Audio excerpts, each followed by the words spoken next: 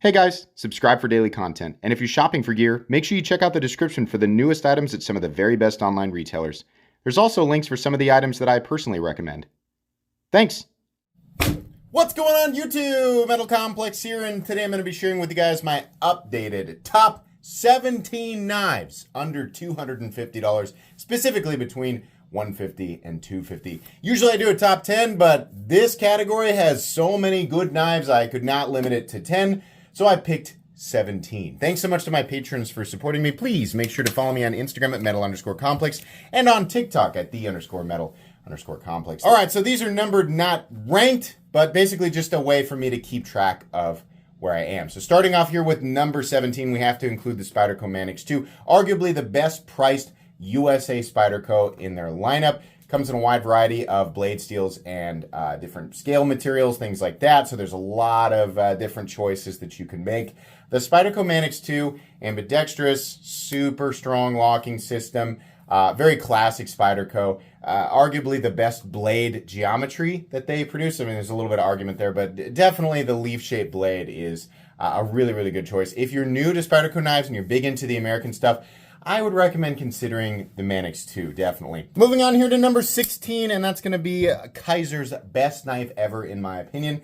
That's the Kaiser Milano. Now, I know people are looking at this going, what? When did this one become available? This is the new special edition Milano that was just sent to me with the shiny DLC and AS45VN and the gold dark matter, I think is what they call it. The standard Milano is what I'm talking about, but even these special editions, if I'm not mistaken, still fall under S45VN. This is just the only version I have here to represent it. But the standard Milano and S35VN is absolutely wonderful. Titanium and micarta inlay. Super duper easy to manipulate, incredibly smooth. Just fantastic. For some reason, this guy feels different than pretty much any other Kaiser knife I've ever handled. I think it's the overly smooth pivot. And it honestly gives the impression that the blade is going to be loose, but no, it's completely and totally solid. This is a stupidly recommendable knife. Moving on here to number 15, we have to have an OTF in the list, and I'm so happy to include the Kershaw Livewire. This thing is magnificent. There are still people out there saying, I'll never pay over X amount for a Kershaw, and that's because you're stuck on the Walmart Chinese Kershaws, which are fine, they're great knives, but this is in an entirely different league. This is absolutely competitive with some of the best production USA OTFs out there, including the Guardian Tactical Recon 35, the Microtech Ultratech, and a number of others. The Kershaw Livewire is less expensive generally, and honestly, it fires just as hard. It's got the limited blade play, and I think you can get them in MagnaCut now for a little bit less in the competition. If you're considering an OTF, this is made in the United States. It's a full-size OTF, and honestly, it is really, really awesome. Moving on here to number 14, and that's going to be the Arm Skaha 2. This is probably the knife that I have carried the most over the last few months. This one's in carbon fiber, but the G10 ones definitely fall well under that line. These are made in Canada. They have wonderful, wonderful cutting geometry, and we also have, I believe, 63, 64 MagnaCut. Incredibly ergonomic, super lightweight at something like 2.8 ounces, but still feeling like a full-size knife. Don't love the wire clip, but it definitely does function really well. The flipping action on this is ridiculous. The actual break of the detent is so satisfying. This is just a wonderful tool. A lot of people will look at this and say that, you know, the materials, it's the same way with a lot of knives on this. The materials don't, you know, add up to the, you know, total value of the knife. It's not always going to be this universal, like this material equals X amount. Sometimes it's legitimately about how good of a tool it is, but you still get materials like MagnaCut on this thing, even if the G10 isn't the sparkliest material that you could possibly get. This knife is such a fantastic tool. It is such a great example of a knife that is absolutely worth the money in this category. I absolutely love this. Highly recommendable. Moving on here to number 13, and that's going to be the TRM Neutron. You could also say the Atom, specifically the G10 versions. I can't remember what the carbon fiber version comes in at. This is a titanium one, but again, kind of the same idea. It's just a different style of knife. Good Lord, this thing is smooth considering it runs on washers. It has a little O-ring. Mine's got a little O-ring on it for the deployment there, but you don't have to have that. The blade geometry of this is ridiculously smooth. For such a thin knife, It is also incredibly comfortable. Has a pocket clip I think people will appreciate a little bit more than the clip that comes like on the Skaha here, but just really a fantastic profile, compact, especially the Neutron, amazingly compact for how much knife you actually get, and super duper lightweight, especially, you know, the G10 versions, which are actually going to fall under $250. These are so spectacular. Do not sleep on these. If you get an opportunity to pick one of these up, or the smaller guy, it is absolutely worth your money. Moving on here, of course, can't do this list without including the Spyderco Para 3. Before the Skaha 2, the Para 3 was my most carried knife of all time. In fact, still, if we add up total carry time, the Spyderco Para 3 is 100% my most carried knife of all time. Now, this particular version has the RGT skinny scales. It's got an MXG deep carry clip, and it's got a Maximate blade. But the standard one in S30V, or maybe they do them in S45VN now, that's definitely the way to go. This is a weird knife, and if you're new to Spyderco, you look at this and you go, what is wrong with Spyderco? Why do they make such weird, ugly knives? I get it. In fact, everybody who has ever loved Spyderco knives, save for a couple of weirdos who just loved them at first sight, most of us thought the same thing. Why does it look like somebody just ran over a pelican, right? I mean, that's what it looks like. But then you get them in hand and you manipulate them. You use the compression lock and the little opening hole there. Use the blade geometry. It's just an absolutely fantastic knife. The price on these and other American Spydercos has gone up over time, but these are still stupidly recommendable knives, and they haven't got quite as crazy as, like, you know, the Spyderco Shaman. Moving on here, if we're going to do the Para 3, we got to do the PM2. Everything that I love about the Para 3, but it's bigger, right? For some people, that's going to be a problem. I mean, if you're like, the PM2 is too big for me, then go with the Para 3. I mean, if you want a bigger knife than the Para 3, go with the PM2.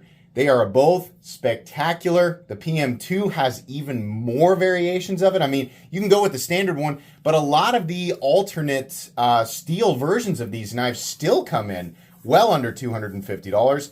And if you're bored of S30V or whatever, I mean, S30V is a great steel, don't get me wrong. The only reason people might not like it is because it's been around for a while. But if you're not into that, pick up one of the, you know, the different steels, because the different steels that Spyderco uses are all great, and specifically their blade geometry and the way that they do that their heat treats means that they don't miss when it comes to a blade. So you just pick the one that's right for you, for the usage environment, and it's going to work really, really well. But Spyderco PM2, obviously mine's been customized with titanium scales. It's another thing that's great about Spyderco knives.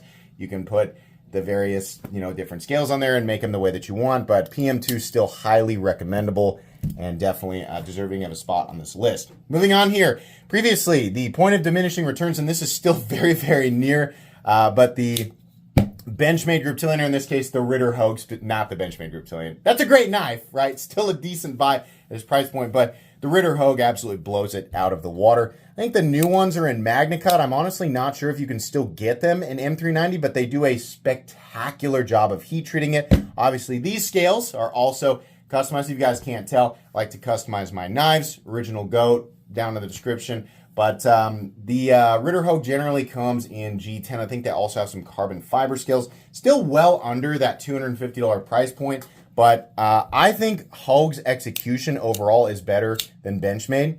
I think their pricing is better. I think their axis lock, which is actually their able lock, is better. The Ritter Hog is everything that the Benchmade Group Tillionaire is, but it is better with better materials for a more reasonable price tag. This is still one of the absolute best USA-made pocket knives in existence. The design is spectacular. Doug Ritter is an absolute legend. If you don't know who that is, you definitely need to. He's the reason that a lot of you who couldn't carry, you know, certain pocket knives in certain areas now can. So absolutely still deserving of a spot on this list. Moving on here to number 9, and that's going to be the often overlooked Flytanium and Demco Arcade. These are aluminum and S35VN, but with the shark lock. A lot of people looked at the Demco AD20.5 and thought, what a cool idea, but it's a horrifically ugly knife.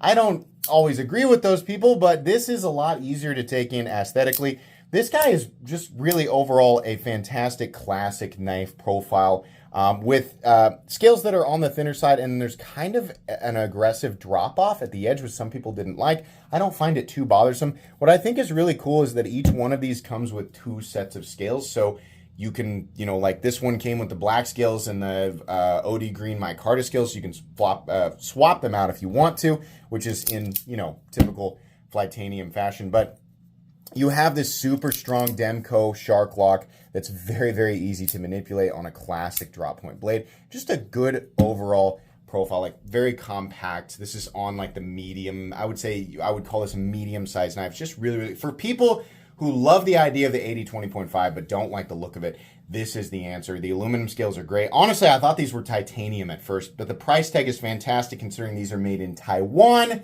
not China. Labor costs are definitely a little higher in Taiwan, so definitely recommendable. Moving on here to number 8, and that's going to be the Kunwu Pulsar, the standard size. There is one size of the Pulsar XL, one variation of the Pulsar XL, I believe, that comes in under $250 as well. Kunwu is definitely a king of this territory. There's a couple different knives that they do really, really well. And for those of you who just put so much into the materials, I completely understand that. I'm not going to leave you out on this list. If you are, you know, really wanting to put a lot of value into the blade steel and to things like titanium, Kunwu is where you want to go for dollar value. They're doing not just great materials, but they're doing great blade geometry and they're doing great heat treats. This is super duper important. They're also doing a shiny or a polished DLC, which is a big deal. That's very expensive to do. I think Kunwu is king of this territory when you consider those elements. And the Pulsar and Pulsar XL are beautifully ergonomic, ambidextrous examples of what some of these, or what somebody like Kunwu can actually do under a certain dollar amount. So highly recommendable, the Pulsar. Moving on here to number 7, we have another Kunwu, specifically the Compact Chad. The large Chad, the ambidextrous one, with the crossbar lock, that one's just a little bit over. I wish I could have squeezed that one in here, but man, the Compact Chad. More of exactly what I'm talking about. If you don't want all the curvature and like the tall bladeness of the Pulsar, I guess you want something a little bit more straightforward and streamlined, this is the way to go. We have, in this version, we have diamond texturing. We have the blacked out hardware. We have the satin DLC PM60 blade, which is going to be super high HRC and definitely excellent edge retention. Just really, really nice. These knives, again, kind of driving the nail into the coffin there. These really, you know, are going to scratch the itch for people who are looking for that knife enthusiast extra polish, right? These little tiny details like the textured titanium and, you know, the titanium pocket clip and the shiny DLC. It's just really good. And on top of that, I mean, the most important elements, ergonomics, blade geometry, heat treat, all of that is executed flawlessly. The Compact Chad is such a good value. And you go to the Kunwu website and you're kind of overwhelmed because they don't make bad knives. Everything there is an absolute home run, right? So check out the whole website. You might find something a little bit more that you like, a little bit less that you like, but the Compact Chad specifically at this price point is just really, really good. Moving on here, we have to include a side opening automatic knife for this list. Number 6 is easy for me, and that's the Protech Rockeye, specifically in S35VN. I am a huge Les George fan. The Protech Rockeye is based on the Les George Rockeye. This is an authentic or, you know, authorized collaboration between Protech and Les George. And of course, if you're thinking that looks like the VECP was based on the Rockeye. So when Protech decided to do the automatic version, they just called it the Rockeye, which I think is great. The S35VN version of this, in my opinion, is the very best knife that Protech makes. It is super snappy, incredibly ergonomic. Everything that's great about the VECP/Rockeye in automatic form. This is easily worth the money. I think it's priced better than like 99% of what Protech does, and I don't think their prices are all that bad to begin with, considering they're made in the United States. I have a buddy who has a Protech Rockeye that is pushing 10 years old, I think maybe about 8 years old, and it is beat into the ground, coating wearing off, all of that stuff, but the firing the quality of this knife is still top tier, just absolutely spectacular. This is the way to go if you're looking for a side opening automatic knife in this price range. Moving on here to number 5, we have to have one overbuilt super duper heavy duty knife on this list. And I'm happy to say it's closer to the back end of the price range. And that's the Cold Steel SR1 in S35VN with a blade stock of about 1/5 of an inch and a cold steel triad lock, Demco ergonomics. This thing is an absolute powerhouse. Now, a lot of people will be quick to point out you can find this thing on Amazon sometimes for as low as $130. That's true. The standard price point is about $150, $155, something like that. If you buy it right in there, it is so worth your money. This is the type of knife that will literally last your lifetime, and then you can pass it down to your kids. Your kids can use it for their lifetime, and they can pass it down to their kids. This thing is just stupid. It's not the easiest thing in the world to manipulate, considering the triad lock is generally a two-hand, mechanism. You can kind of, you can do that thing where you push the button and kind of wiggle the blade down. Just considering how much blade there is and how sharp it is and how big and bulky the thing is, I would recommend using two hands. But if you need a knife, if you need a folding knife to take out into the wilderness and survive for a month, the SR1 is definitely a really good one. You can also get the budget version, the basic version in ATR 13 MOV for much less. But if you want the special steel S35VN, then go with the SR1 and G10. Moving on to number 4, in my opinion, probably the best dollar for dollar knife that Artisan Cutlery has ever made, and that is the Artisan Cutlery Sar. That's how I'm going to pronounce it. This is a sand-polished S90V blade.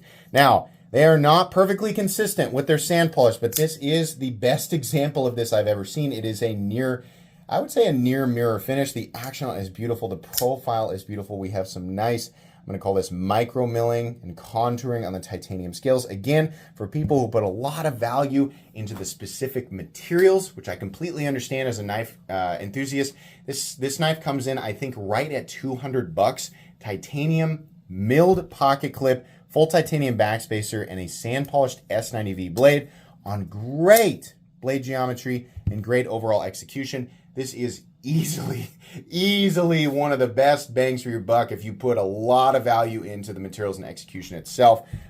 Beautiful pocket knife and well worth the money. Moving on here to number 3, I have to include the AD20.5. Obviously, mine's in titanium and CPM3V, but they do make versions of this, including, I think it's G10 and S35VN, and maybe another one in CPM20CV that definitely fall under the $250 price point. Not everybody loves the actual price of these things, but taking them out and using them, if you've never actually experienced the AD20.5, there's a reason that this is widely considered to be an evergreen knife, or basically like legend status EDC.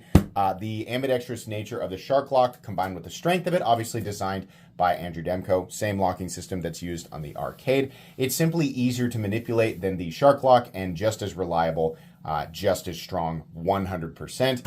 The combination of materials like G10 and S35VN don't get people super excited, especially at right around $250. Again, there are versions of it that are less expensive. But when you take these things out and use them and beat on them, and you realize exactly how resilient they are and how amazing they are, especially considering it's a really compact little folding knife, that kind of dissolves. Every version of this knife that I have bought, and believe me, I have a bunch of different versions of this, every time I grit my teeth through that price tag, and then I take it out and use it, this is probably my most used one. It's probably my most beat up one, and it has not slowed down at all. The only thing I've had to do is just resharpen it. Everything else, haven't had to adjust it or anything like that. I would recommend getting an aftermarket pocket clip for it because the standard one isn't super great. But these are stupidly good, and after you use them, right, a lot of this stuff is just, they're made to be used, but a lot of people just kind of collect them, which is totally fine.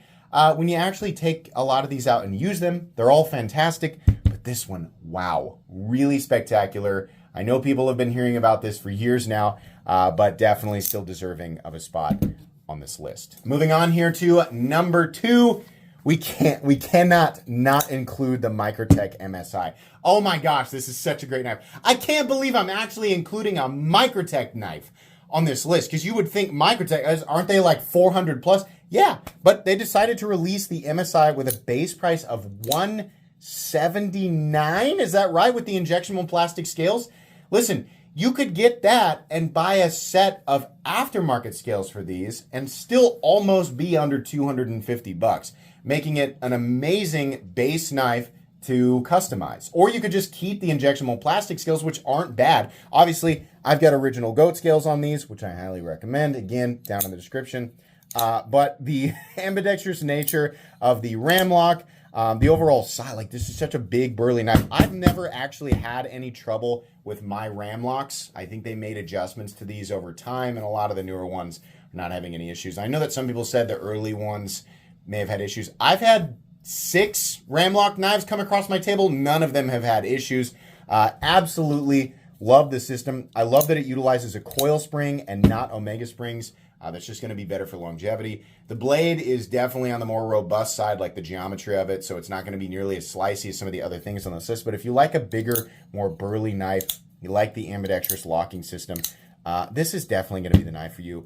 It's really great considering it's also made in the United States. The G10 ones are going to be more expensive, and at this exact moment, I think they still come in right at $250 or slightly over, which is why I'm not emphasizing them as much. But if you decide to go over, right, just by a few bucks to get the G10 version, that's also absolutely worth it. And then finally, I think people would be really upset with me for not including this one on the list at number 1, the Spyderco Sage 5. Arguably the greatest Spyderco knife that they have ever made, which is a bold statement, but if you really dig into Spyderco fans, like hardcore Spyderco fans that talk about which profile is truly best for EDC, a lot of them will tell you that it's the Sage 5 with the compression lock.